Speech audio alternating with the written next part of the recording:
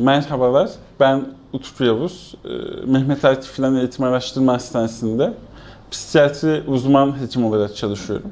Bugün sizlerle çoğumuzun kış aylarında hissettiği ama bazen adını koyamadığı bir durumu, mevsimsel duyguların bozukluğunu, yani halk arasındaki ismiyle kış depresyonunu konuşmak istiyorum. Havalar soğuyup günler kısaldığında, güneş yüzünü daha az gösterdiğinde, sadece doğa değil, bizim ruhsal iklimimiz de değişebilir. Eğer son zamanlarda kendinizi sürekli yorgun hissediyorsanız, sabahları yataktan kalkmakta zorluk çekiyorsanız ve eski neşenizi kaybettiğinizi düşünüyorsanız, bilmelisiniz ki bu sadece sizin halsizliğinizle ilgili değil, biyolojik bir sürecin de yansıması olabilir. Bu durumla tek başınıza mücadele etmek zorunda değilsiniz. Hastanemizin psikiyatri birimi olarak bizler sizin yanınızdayız.